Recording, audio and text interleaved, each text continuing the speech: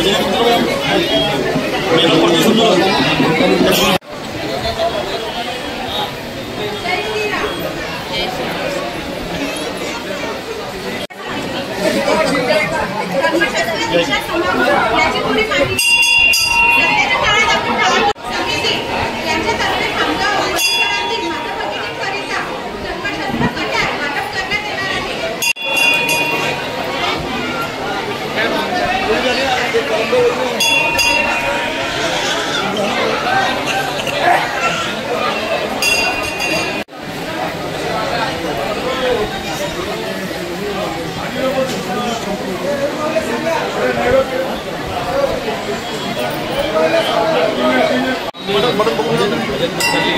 बनने क्या बनने तो पूरा हो गया खत्म।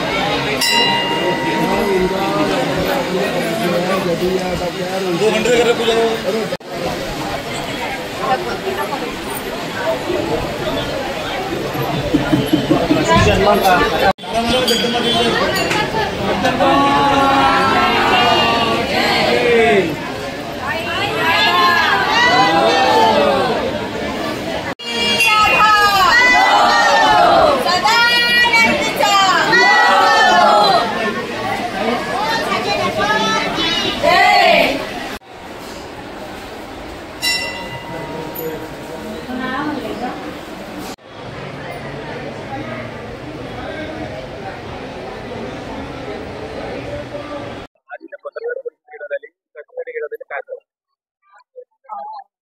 महिला जागर समितीतर्फे 12 ऑक्टोबर रोजी कट्यार वाटपचा कार्यक्रम आहे आणि त्याचप्रमाणे शिवव्याख्यान जे सांगणारे आहेत प्रसिद्ध शिवव्याख्याते सोपानदादा कानेरकर हे पण येणार आहेत। तसेच रक्षाताई खडसे या पण येणार आहे।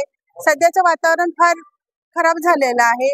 विकृत मानसिकतेचे लोक फिरत आहे। महिलांवर मुलींवर फार अत्याचार होत आहे। तर आम्ही महिलांनी असा विचार केला की माझं रक्षण मीच करेन।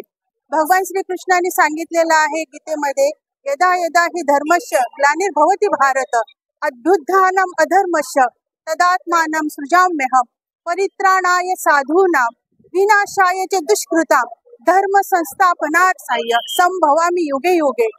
जेव्हा जेव्हा अधर्म वाढेल आणि धर्माचं रक्षण करायचं असेल तेव्हा भगवान श्री कृष्ण हे अवतार घेतीलच।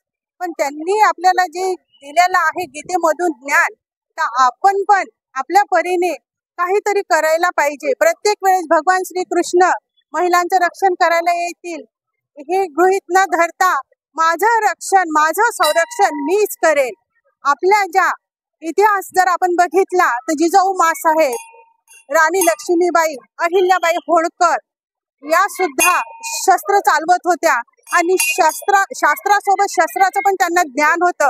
आता आपण पाहू शकता आपल्या मागे मोठी देवी बसलेली आहे।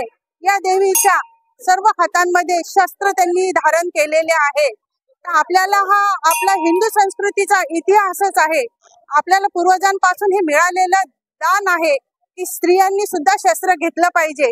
काही कारणांमुळे ते आपल्याला दिल्या जात नाही, पण आता ती वेळ आलेली आहे की शास्त्रासोबत शस्त्र पण पाहिजे। जशी लेखनी सावित्रीबाई फुलेंनी आपल्या हातात दिलेली आहे तसंच शस्त्र पण आता आपण हातात घ्यायला पाहिजे।